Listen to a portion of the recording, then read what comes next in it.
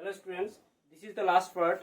In the previous part, for some problem, the video got disconnected, discontinued that video. So this video is capturing from the beginning and it will be uploaded in the next slide. So in this topic, in this video, we will cover scattering of sunlight. So scattering of sunlight क्या था? Sunlight में 7 colour होता है, सातों में से violet, indigo, blue, green, yellow, orange, red. जो red type का जो कलर्स है उसका वेवलेंथ ज्यादा होता है और वायलेट, इंडिगो, ब्लू जो ब्लू टाइप का जो कलर है उसका वेवलेंथ शॉर्टेस्ट होता है। शॉर्टेस्ट मतलब उसका पावर कम है और ऊपर का रेड का पावर ज्यादा होता है। इसलिए जब सनलाइट हम लोग का एयर से आता है तो एयर में बहुत पार्टिकल्स होता है, डस्ट पार्टिकल्स होते हैं, स्मोक पार्टिकल्स होता है, वाटर पार्टिकल्स होता है, एयर का कंस्टिट्यूएंट जो भी है। तो वो सब पार्टिकल्स में क्या होता है, जो सनलाइट का जो 7 कलर है उसमें से जो लॉन्गेस्ट वेवलेंथ है वो सब तो एकदम वो सब पार्टिकल्स को क्रॉस करके अपने मतलब आसानी से आ सकता है। लेकिन जो शॉर्टेस्ट वेवलेंथ है वो क्या होता है, वो उस पार्टिकल्स में मतलब क्या होता है, स्केटर होता है, उसके साथ कॉलिशन होता है। कॉलिशन होने के बाद क्या होता है, वो पार्टिकल्स मतलब इधर उधर मतलब वो स्केटर हो जाता है। समझ गया? मतलब लॉन्गर वेवलेंथ जो है वो आसानी से निकल जाएगा, लेकिन शॉर्टर वेवलेंथ क्या होगा, वो पार्टिकल्स में से कॉलिशन होगा, उसके बाद वो इधर से उधर से मतलब थोड़ा स्प्रेड हो जाएगा, चारों तरफ स्प्रेड हो जाएगा, और इसी को बोलते हैं स्कैटरिंग ऑफ सनलाइट। और इसी की वजह से हम लोगों का कुछ कुछ घटना होता है, जैसे टिंडल इफेक्ट जो है वो होता है, कलर ऑफ द स्काई जो ब्लू है वो हम लोग दिखता है, वो भी इसी स्कैटरिंग ऑफ सनलाइट की वजह से होता है। Colour of the sunrise and sunset जो रेडिश होता है कलर, वो भी हम लोग का स्कैटरिंग की वजह से होता है। तो एक ऐसा हम लोग को बुक में एक्सप्लेन किया हुआ है। पहला आता है टिंडल इफेक्ट। टिंडल इफेक्ट के बारे में क्लास 9 में हम लोग पढ़ा था।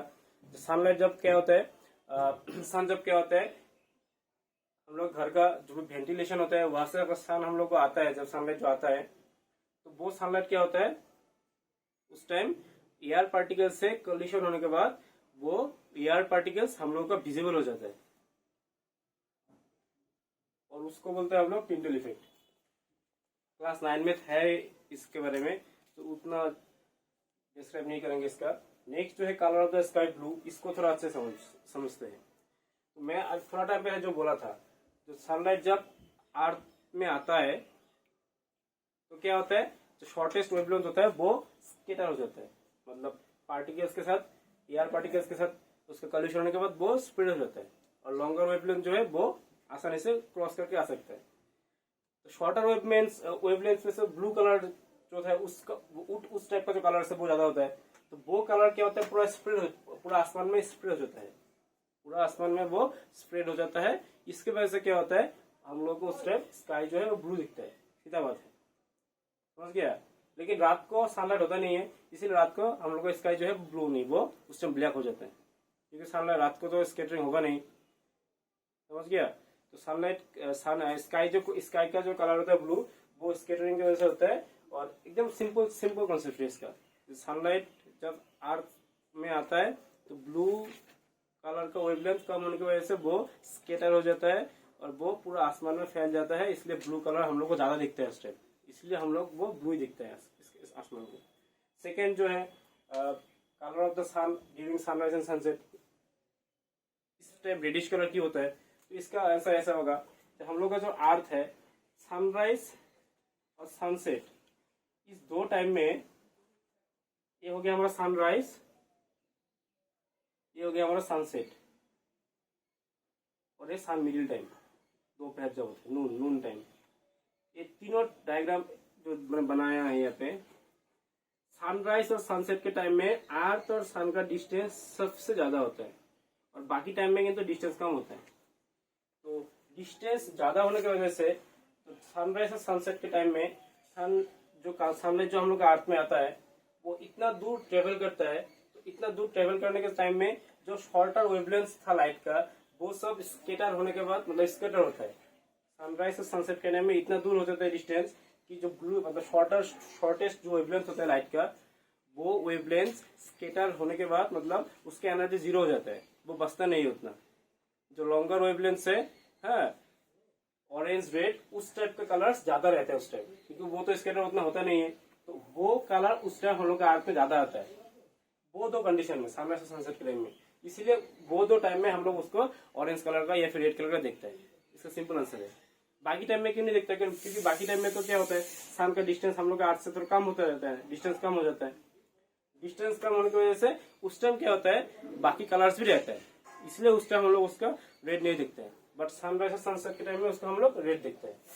समझ में आ गया? तो ये हो गया हम लोग का scattering of light, Tyndall effect, colour of the sky, colour of the sunrise and sunset.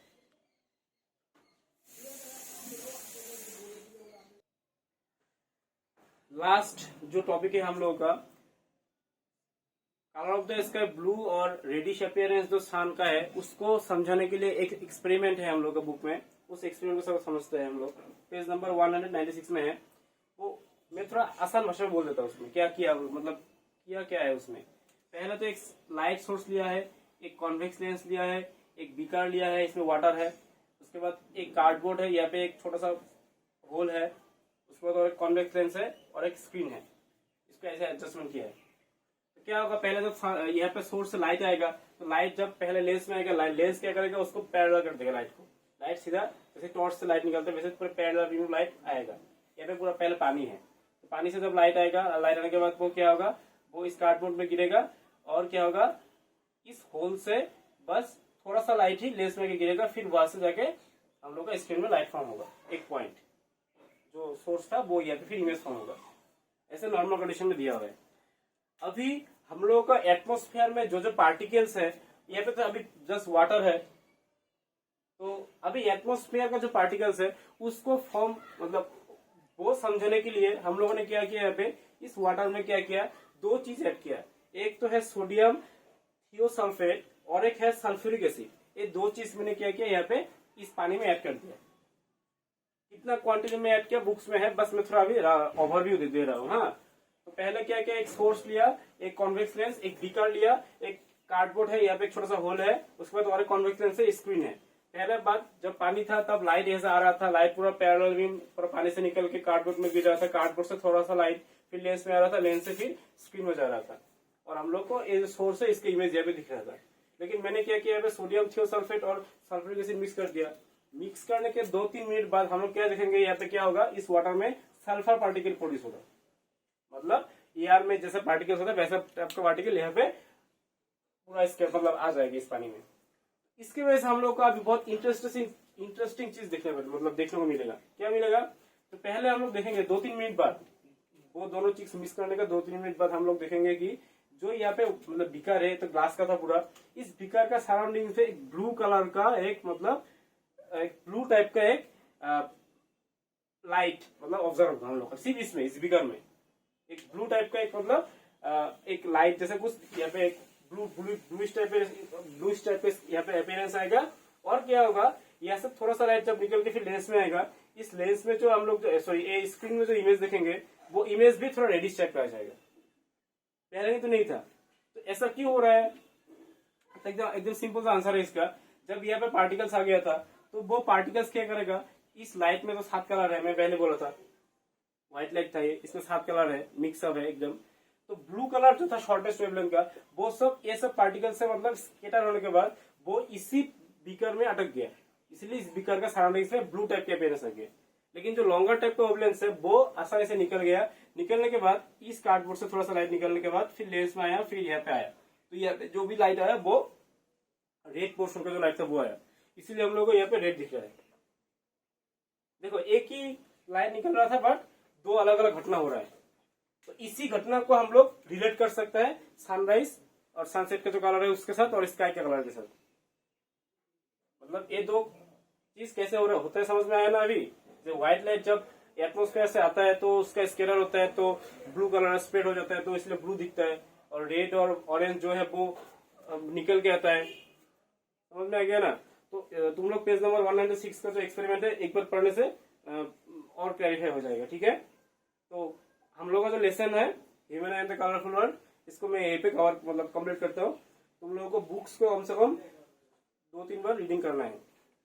एक बार में अगर रीडिंग करना पॉसिबल नहीं है तो लेसन्स को 2 या 3 पार्ट पे डिवाइड कर लो। पहला पार्ट जो है वो आंख का पार्ट है, about human I, its construction, working mechanism. Second part में आएगा हम लोग का डिफेक्ट्स के बारे में, वो एक पार्ट हो गया। और लास्ट पार्ट जो है हम लोग का लेंस मिरर प्रिज्म को लेके, प्रिज्म और लाइट का जो फिनोमेना है, रेनबो फॉर्मेशन है, उसको एक पार्ट, ऐसे 3 पार्ट में डिवाइड करने के बाद इस लेसन को थोड़ा अच्छे से रीडिंग करो। एकदम इजी लेसन है ये वाला, इजीली क्लियर हो जाएगा।